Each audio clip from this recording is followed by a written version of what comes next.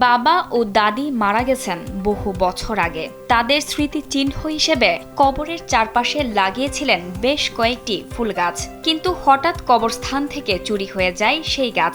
ফুল গাছ চুরি হয়ে যাওয়ার পর ক্ষোভ বা হতাশায় ভেঙে না পড়ে ব্যতিক্রমী এক উদ্যোগ নিয়েছেন ফরিদপুরের সদরপুরের যুবক হাওলাদার শামীম আহমেদ। হারানো গাছের আক্ষেপ ভুলে তিনি পুরো গ্রাম জুড়ে 1500 ফুল গাছ রোপণ করেছেন।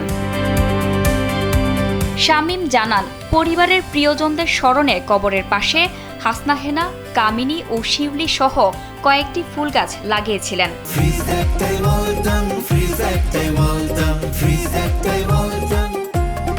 নিয়মিত পরিচর্যায় গাছগুলো বড় হতে শুরু করে এবং একটিতে ফুল ফুটেছিল, কিন্তু অল্প সময়ের মধ্যেই গাছগুলো চুরি হয়ে যায়। বেশ কিছু বছর আগে আমার দাদি মারা যায়, তো দাদির কবরে আমি 3টা ফুল গাছ লাগাই, হাসনাহেনা, শিউলি আর কামিনী।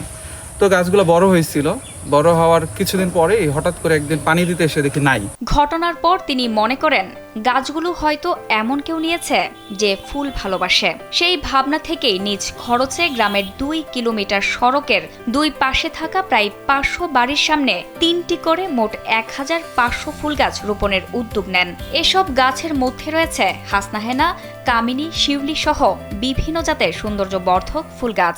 পরে আমার খারাপ লাগলো যে ফুল গাছগুলো চুরি হয়ে গেল, আবার পরক্ষণেই আবার শান্তি লাগলো যে ফুল চোর, বিষয়টা ইন্টারেস্টিং। এই জন্য আর আমার মনে কষ্ট থাকলো না। তা কয়েক মাস আগে আমার আব্বা মারা গেছে, তো আব্বার কবরে আবারও ফুল গাছ লাগানোর জন্য আমি উদ্যোগ নিই। পরে ভাবি যে এবারও তো চুরি হবে, আর আমি বেশিরভাগ ঢাকায় থাকি, তো সবসময় তো দেখে রাখা সম্ভব না। তো ভাবলাম যে তাহলে একটা কাজ করা যায়, সবার বাড়িতেই ফুল গাছ লাগিয়ে দেয় আমার গ্রামের, তাহলে যে চুরি করছে ওই আর এই ফুল গাছ চুরি করতে আসবে না। তো আমি পুরো গ্রামে সবার বাড়িতে 3টা করে ফুল গাছ লাগাইছি, হাসনাহেনা, শিউলি আর কামিনী।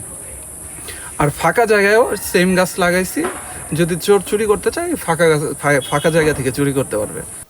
ব্যক্তিগত ক্ষতির কষ্টকে শক্তিতে পরিণত করেই তিনি এমন উদ্যোগ নিয়েছে বলে জানান শামীম, যাতে পুরো গ্রামের মানুষ ফুলের সৌন্দর্য উপভোগ করতে পারে। আর এই উদ্যোগে খুশি স্থানীয় বাসিন্দারাও। তাদের বিশ্বাস, এতে গ্রামের সৌন্দর্য বাড়ার পাশাপাশি পরিবেশ সংরক্ষণ ও বৃক্ষরোপণে মানুষের আগ্রহ বৃদ্ধি পাবে।